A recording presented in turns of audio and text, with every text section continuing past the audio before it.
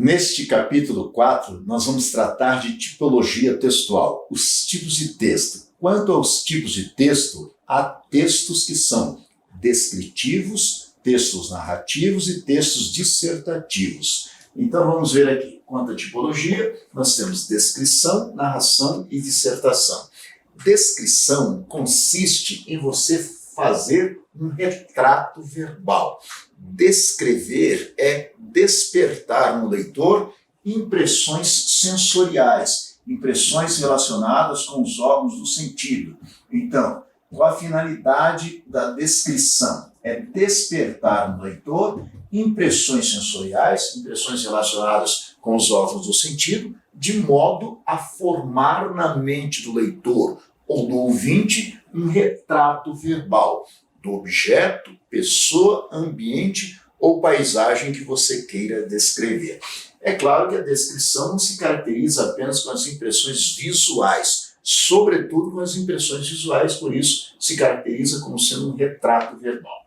Narração consiste no relato de fatos. Narrar é contar uma história, verdadeira ou fictícia, usando os elementos da narrativa, ou seja, os personagens, o fato em si que você vai narrar, mas também as circunstâncias de tempo, modo, lugar, o cenário da narrativa, também outros elementos circunstanciais, como finalidade, causa, consequência. Então, são os elementos que fazem a narrativa. Narrar é contar uma história, verdadeira ou fictícia, é fazer um relato de fatos. E a dissertação, que consiste numa sequência de informações de modo a fazer uma exposição sobre determinado assunto e geralmente essa exposição cercada de argumentos. Então se caracteriza como sendo uma exposição argumentativa. Dissertar não é contar história, dissertar não é pintar retrato, dissertar é falar sobre um determinado assunto e geralmente essa exposição sobre o assunto vem cercada de argumentação, de elementos convincentes, de elementos de modo a fazer o convencimento do leitor, da persuasão. Vamos ver aqui no nosso livro, esse assunto está contido na página 63, vamos falar de tipologia textual. Todos os fatos, pensamentos, sentimentos, paisagens, pessoas, enfim, tudo pode ser expresso por meio da escrita, e aquilo que se escreve é uma redação. Porém, o que está escrito encaixa-se sempre em pelo menos um desses três tipos de redação: descrição, narração e dissertação. É importante que você saiba que dificilmente um texto será puramente descritivo, ou puramente narrativo, ou puramente dissertativo.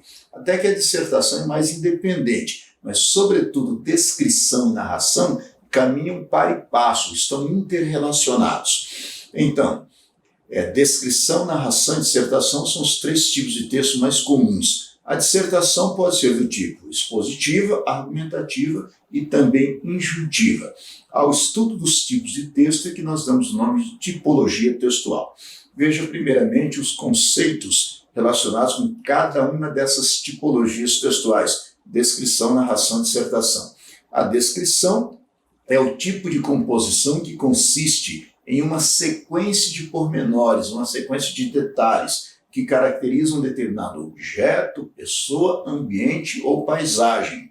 E tem por finalidade principal despertar no leitor impressões sensoriais, impressões relacionadas com os órgãos do sentido, sobretudo impressões visuais. É por isso que a descrição se caracteriza como sendo um retrato verbal, conforme nós vimos. Observe um exemplo aqui de descrição, ainda na página 63. O sertanejo é, antes de tudo, um forte. Não tem o raquitismo exaustivo dos mestiços neurastênicos do litoral. A sua aparência, entretanto, ao primeiro lance de vista, revela o contrário. Falta-lhe a plástica impecável, o desempenho, a estatura corretíssima das organizações atléticas. É desgracioso, desengonçado, torto. Hércules Quasímodo reflete no aspecto a fealdade típica dos fracos. O andar sem firmeza, sem aprumo, quase gigante e sinuoso, aparenta a translação de membros desarticulados. Agrava-o a postura normalmente abatida no manifestar de displicência que lhe dá um caráter de humildade deprimente. Observe que nesse texto, o autor, esse aqui é fragmento do livro Os Sertões de Euclides da Cunha, nesse texto o autor procura pintar um retrato a respeito do sertanejo. É descrever o sertanejo para o seu leitor, descrevendo o sertanejo como sendo, antes de tudo, um forte, não é raquítico nem nervoso como os mestiços do litoral. E a sua aparência, entretanto, ao primeiro lance visto, revela o contrário, né? Falta para ele plástica impecável, ou seja, uma beleza física, falta para ele desempenho, correção de postura, falta para ele a estatura correta dos atletas, ele é desgracioso, desengonçado, torto, ele é um Hércules quasímodo, ou seja, ao mesmo tempo que ele é forte, Hércules, ele é quasímodo, ele é corcunda, ele é desajeitado. Então, além disso, o andar sem firmeza, sem aprumo, gingando, cambaleando, né? E aparenta a fealdade, a feiura típica dos fracos. E além disso, esse movimento dele é um movimento de membros desarticulados, ou seja, ele não tem retidão de postura. E além disso, esse caráter displicente, esse manifestar de displicência, lhe dá um caráter de humildade deprimente. Então, o autor descreve o sertanejo para nós. Pinta um retrato físico e psicológico dessa personagem. Portanto, esse texto é predominantemente descritivo. Há um outro texto aqui na página 64, que é trecho de uma canção de Caetano Veloso, chamada Queda d'Água, em que nós podemos observar a presença da descrição de uma paisagem, só que aqui de uma forma mais metafórica, de uma forma menos técnica, é uma descrição mais literária. Por exemplo, vejam aí, por gentileza, na página 64, o texto Queda d'Água. A queda d'água ergueu-se à minha frente de repente. Tudo ficou de pé eternamente. A floresta, a pedra, o vento vertical do abismo. E o Senhor que anima este ambiente ficou comigo. Eu sou potente e contenho a visão da queda erguida d'água vida, tão contentes são. Havia ali a presença toda sã de minha irmã, e coisa mais que azul, a lua, lua, lua, lua, sobre um pinheiro do sul. Veja que é uma descrição de uma paisagem, no caso as cataratas do Iguaçu, mas é uma descrição feita de uma forma não linear, de uma forma não técnica, é uma descrição literária, uma descrição em que o autor dá informações, dá algumas pinceladas, e o próprio leitor é que trata de formar o retrato na sua mente. Então ele diz que a queda d'água ergueu-se à sua frente de repente e parece que tudo ficou de pé eternamente. A floresta, a pedra, até o vento era vertical, tamanha a dimensão das cataratas, né? E ele sentiu ali a presença de Deus, contendo a visão da queda erguida d'água, a vida, tão contentes são. E também a presença de sua irmã e da lua, né, sobre o pinheiro do sul. Ele descreve metaforicamente a paisagem das cataratas do Iguaçu. É uma descrição? Só que é uma descrição literária, não é uma descrição técnica.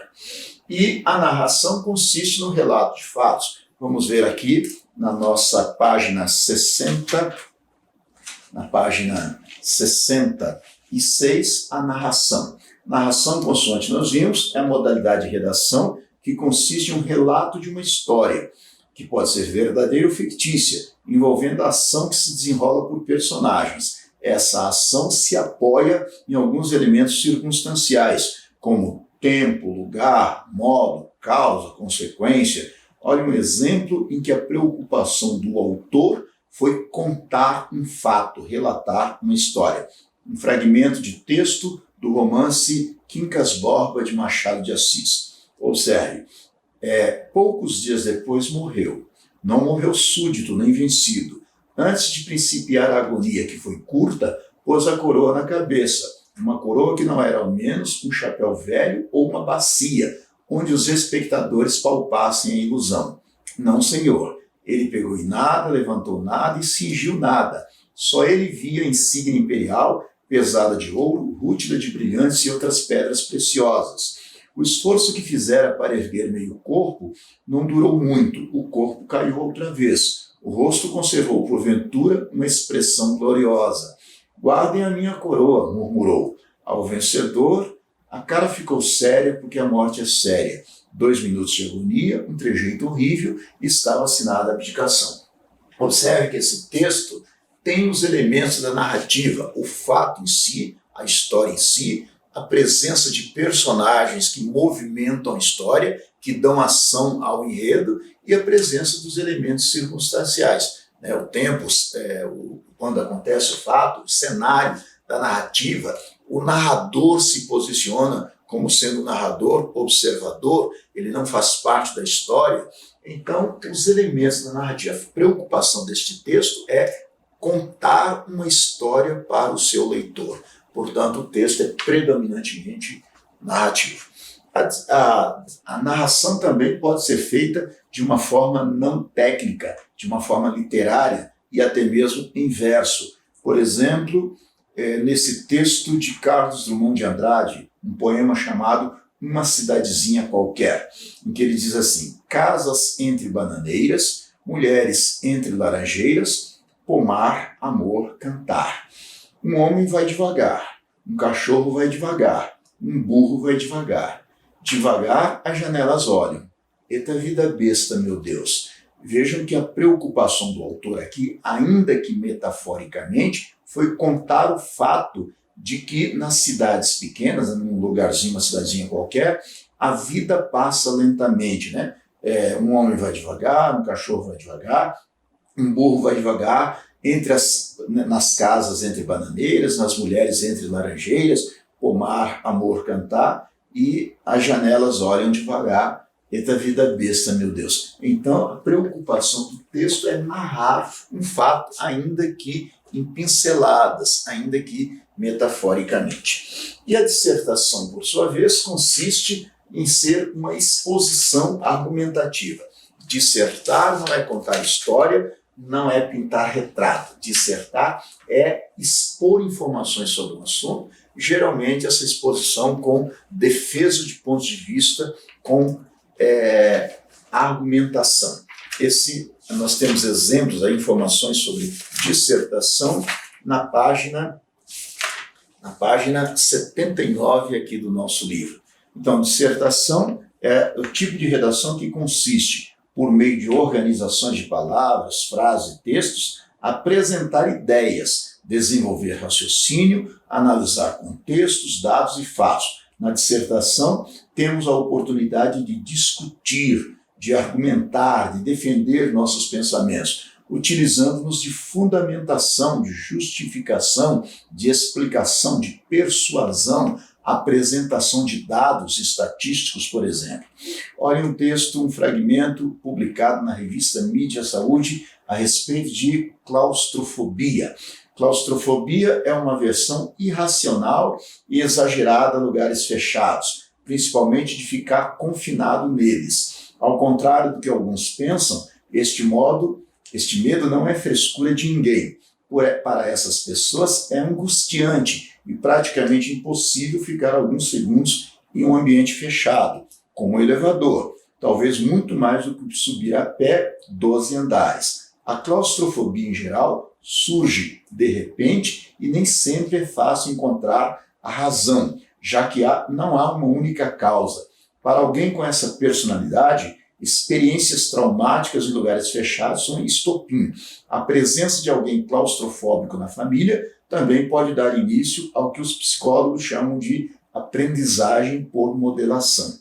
Então, observe que a finalidade deste texto não foi contar uma história, não foi fazer um retrato, foi apresentar informações sobre a claustrofobia, em que consiste a claustrofobia, como ela se manifesta e alertando o leitor para o fato de que isso não é frescura de ninguém, é realmente uma doença e que não tem uma explicação lógica, né? Ou seja, o autor usa de persuasão para convencer o leitor a acreditar na sua defesa de pontos de vista. ele explana o assunto, ele usa persuasão, ele justifica esse assunto, ele apresenta informações relevantes sobre um determinado assunto. Portanto, o texto é predominantemente dissertativo. E a dissertação também, a exemplo da descrição e da narração, a dissertação também pode ser feita em versos, pode ser uma dissertação poética, uma dissertação literária. Por exemplo, A Rosa de Hiroshima, de Vinícius de Moraes.